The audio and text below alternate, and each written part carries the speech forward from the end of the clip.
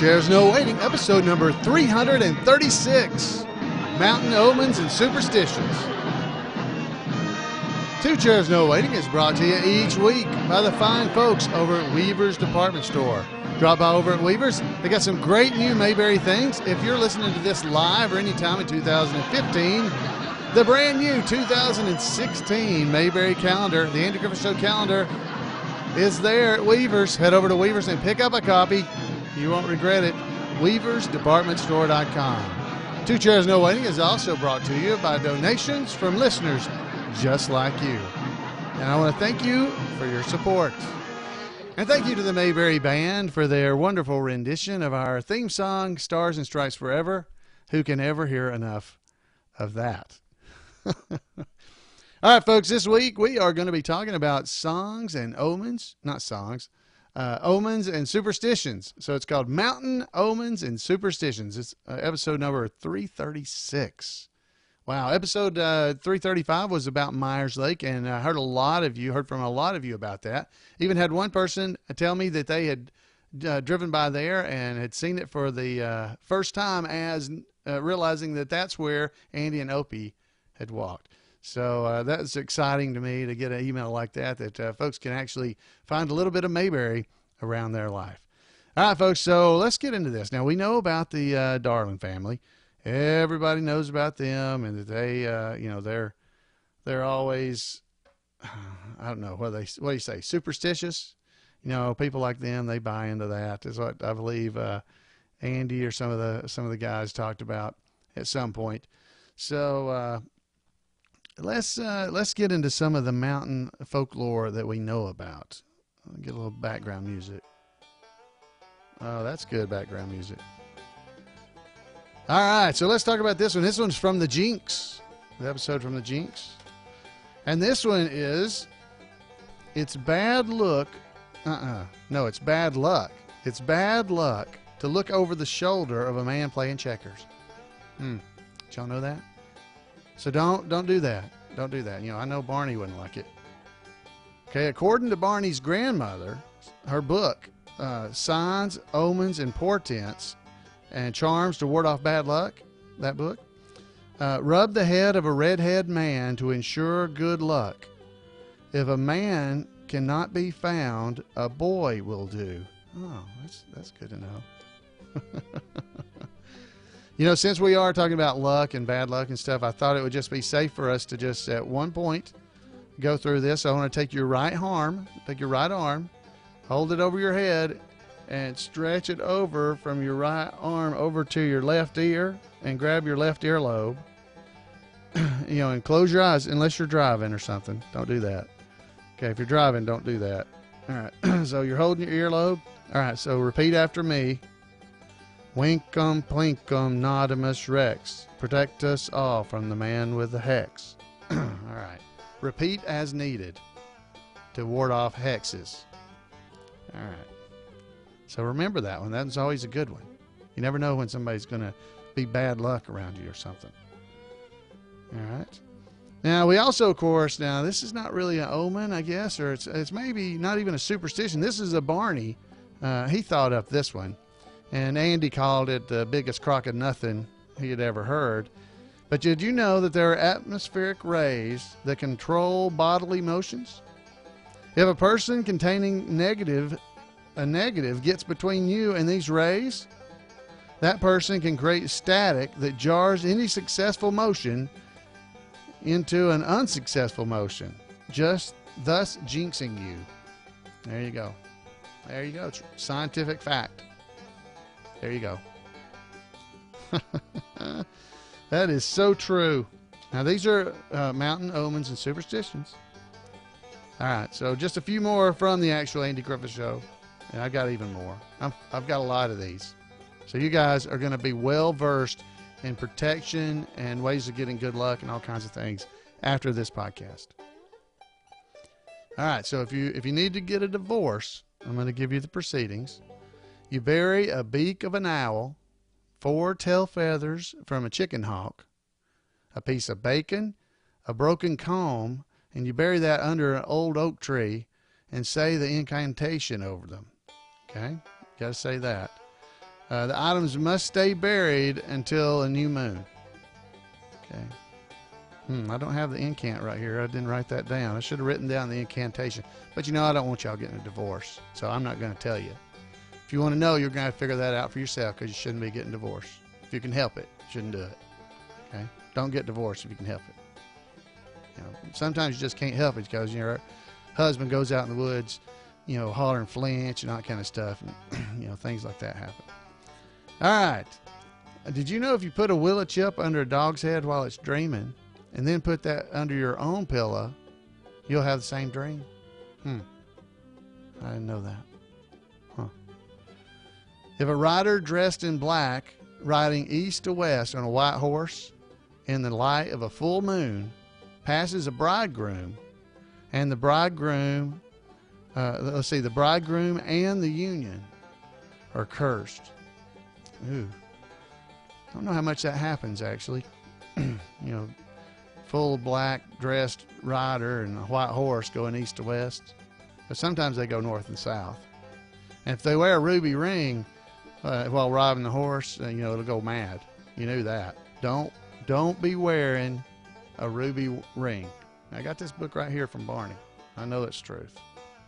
So be careful. All right.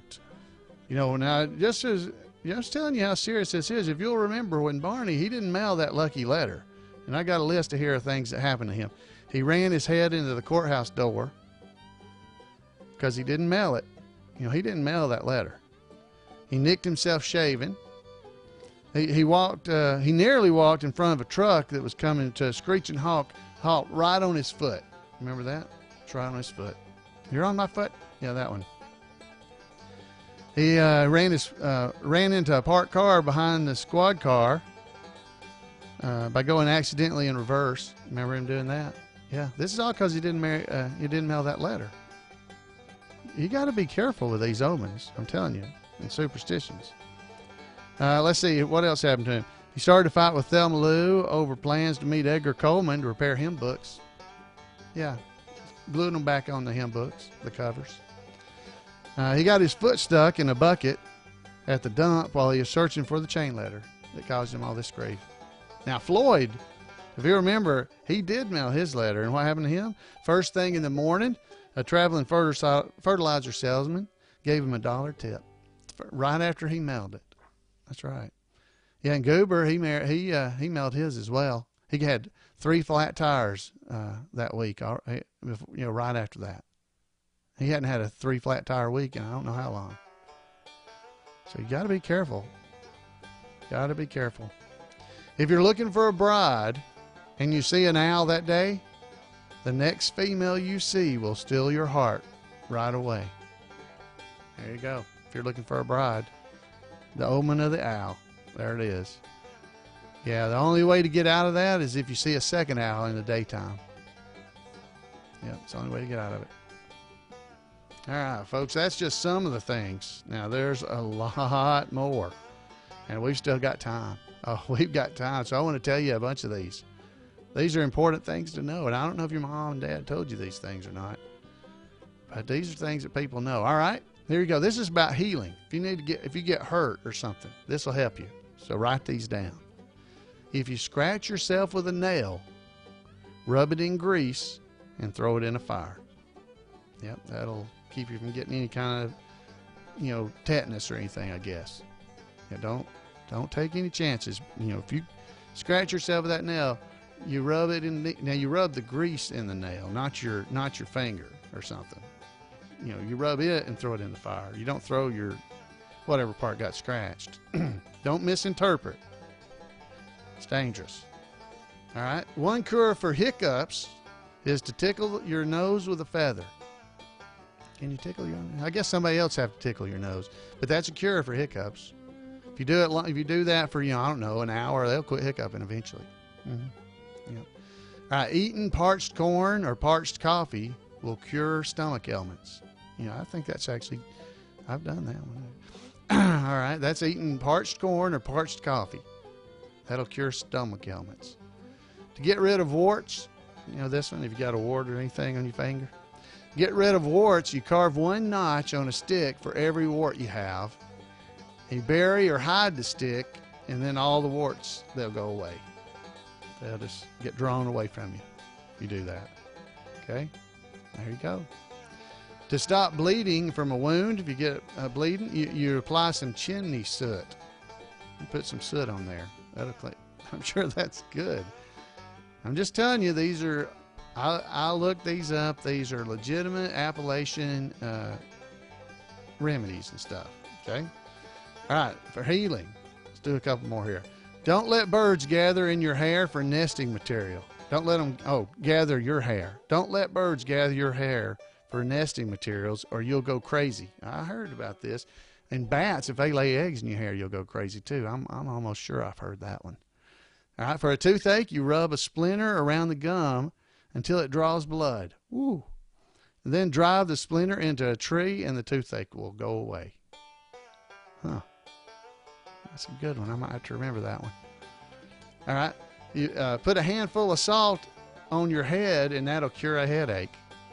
See, you guys, you listen to this podcast, you think it's all just for fun and games, but this here is important stuff. All right, so that's let's skip on down here. Look at some stuff about luck. I know we all need luck. All right, so here's some things that are lucky. Now, some of these you probably knew. Eating black-eyed peas on New Year's Day is good luck. I knew that one. I knew that. You got to eat some collard greens or something too for getting money. All right, so eating black-eyed peas on New Year's Day. Remember that come New Year's Day. All right. Always lend salt. If you give it away, you'll have bad luck. Oh, I didn't know that. That explains a lot of stuff to me. I've been just giving those little packs of salt to people if they ask me. You lend it. They're supposed to give it back. So lend it. Don't give it away or you'll have bad luck. Huh. All right. All right. If you tell a dream before breakfast, it won't come true. Yep. Oh, I've heard that one. It's bad luck to sew on Saturday unless you finish the job. So if you're sewing, I guess a dress or something or some clothes, it's bad luck to sew on Saturday unless you finish up the job. Finish it completely. If you dream about muddy water, you'll have bad luck. Now, how do you keep from doing that? What's how does that? Now I'm going to be dreaming about muddy water tonight. Probably Mississippi River or something. All right, let's go to the next one here. It's bad luck to look in the mirror at midnight. Now, I didn't know that one. Oof. It's bad luck to look in the mirror at midnight. I'm not going to do that anymore. All right, if a cricket chirps in your fireplace, you'll have good luck. That's good. So you need to get some crickets and put them in your fireplace. See, you learn stuff here. Learn stuff. All right, it's bad luck to pass somebody on the stairs. I did not know that. All right, let's do another one for some luck here. All right, the third person to light a cigarette from the same match will have bad luck. You know, I have heard that before. Luckily, I don't smoke, so I don't have to worry about that, but I've heard that. Let's go another one here because I don't smoke, so let's see what's the next one. It's bad luck to put shoes back in the box before wearing them. It's bad luck to put shoes back in the box before wearing them. That's a good one. Didn't know that. All right, so that's some luck. I've given you some luck. Now this is the one. I know you folks are going to like this. This is about love. Okay, these are omens and superstitions about love. All right, this is a good one right here. I read it earlier. Break a coin. I guess you break a quarter or a coin under the new moon and sew half of it in the clothes of the person you're after, and that person will fall in love with you. That explains it. Yep. I always wondered how I got Jan. I didn't know I so. All right, that's a good one to know, though. I may have to tell my son about this one. All right. If your lover is going out to cheat on you, well, if you knew that, that's already bad luck. If your lover is going out to cheat on you, sprinkle salt in the path, and the lover will turn around and come back. There you are. You know, I think if you know your spouse or is going out to cheat on you, you know, just I think you ought to just hit them with a stick or something, actually. But anyway, never hit your grandma with a big stick, though. All right, next up. If two people put spoons in a cup at the same time, they will be married. I guess you do that if you're eating ice cream, maybe. Because I don't usually, eat other things out of a cup with a spoon. All right, so if you put them in there at the same time, you'll get married. Be careful, you single guys out there, if you don't want that to happen. Watch them girls trying to throw them spoons in your cup or something. All right. If you dream about death, it's a sign that a wedding is near. Okay, that's terrible. So if you dream about death, it's a sign a wedding is near. Oh my goodness. I'm not saying anything about weddings. I didn't say this. This is an omen. All right, next one. I'm not commenting. No. All right, strike a match and hold it upside down. If it burns to the end, it means your mate loves you truly. It also means your finger's going to get burned, just so you know that. Okay? Strike a match and hold it upside down. That looks, you're going to hold it with, it's going to burn you. If it burns all the way to the end, it means your mate loves you truly. Well, you can't win that one. All right, let's look at the next one here. This is another one about a mirror. If you look in a mirror held over a spring, you'll see the face of the person you'll marry. Oh. Ooh, that's a good one. I never knew that one. Let's see. I don't think I want to read this one about death. We don't want to read that one. No, but I don't want to read this one. These are bad. I'm not reading that one. What about spirits? Huh. Here we go. To ward off spells, wear a rabbit's foot around your neck. There you go. That must be where that came from, about being lucky. There you go. Ward off spells, wear a rabbit's foot around your neck. All right. To make a death charm. What? I don't want to read. Shave a little wax figure and put the victim's hair in it. And then put the figure in a fire. This is like evil stuff. I don't like that. To break the spell, carry drinking water across a running stream. Oh, okay. So there's the good part. So if somebody has made a death charm for you in the shape of a little figure, looks like you used your hair, then you get you some drinking water and carry it across a running stream. And then you're safe. That clears it. Whew. I was worried for a second about that one. Oh, here, I didn't know this. This is why you put horseshoes upside down. A horseshoe hung up over a door keeps witches and evil spirits away. There you go. That's why you put them over your door.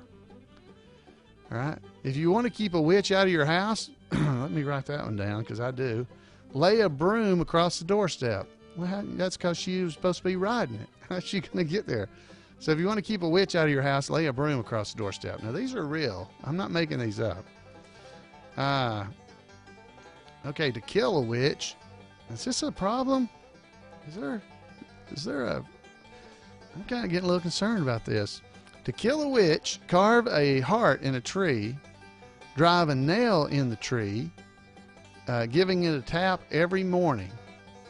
So, okay, so you carve a heart into the tree and you drive a nail into it. Then every morning for 9 days, you go and tap it. And on the 9th morning, you drive it all the way in. That's how you kill a witch. I don't know any, or I can't really try that. But if Harry Potter or one of those people come around, I know what to do now. All right, let's see here. To keep ghosts away. Now, this one might be interesting. Put salt on the fire or carry the left hind foot of a graveyard rabbit. Huh. So to keep ghosts away, you put salt on the fire. That seems like the easiest one to me, because I don't know where I'm going to find the left hind foot of a graveyard rabbit. All right, and the last one here is a snakeskin bag with toad eyes inside will ward off ghosts. So if you have a snakeskin bag with some toad eyes, toads, frog, toad eyes inside it, they'll ward off ghosts. All right, well, let's get out of that scary one. I don't like that one. Let's go some weather. This is the last one. So everybody's always talking about the weather. So let's hear this one. Red skies at sunrise means rain within 24 hours. That is a true statement. That works. Red sky at sunrise means rain within 24 hours. It's pretty likely. Dew on the grass means a dry day. I didn't know that. If it rains on Monday, it will rain all through the week. There you go. Folks, I am just, your education is going up. You know, science. Let's see, if your nose itches, it's a sign of rain. When a rooster crows at night, expect rain the next day. There you go. If a frog croaks at 12 o'clock, it's a sign of rain. So is that midnight or? I'm not sure. I guess I'll just assume it's going to rain if it's at 12 o'clock, either night or day. If you see enough blue sky to patch a jacket, the rain is passing. I don't even understand that one. If you see enough blue sky to patch a jacket, the rain is passing. Well, yeah, it's not raining anymore if you're seeing that much. I don't know how you patch a jacket anyway. All right, red sky at night means windy weather. Pinching crawdad, will hold on until it hears thunder. No, that's not true. They let go. All right. There will be winter snow for every August fog. Now, how are you going to remember? I'm not going to be able to remember that one. So try that. August is coming up. Every time it's foggy in August, it's supposed to snow that many times in the winter. All right. Thunder in February means frost in May. And finally, lots of nuts and berries means winter will be severe. So there you go, folks. There you go. There's a whole bunch of great looking omens and superstitions. And so I hope you guys enjoyed that and learned something from it, because, you know, you just don't get that kind of information very many places. And I want to thank the Darlings for providing so much of that. Folks, I hope you guys enjoyed that, and I hope they were useful to you. It's fun to do. Anyway, you need to be going around and quoting those things to people. They'll love it.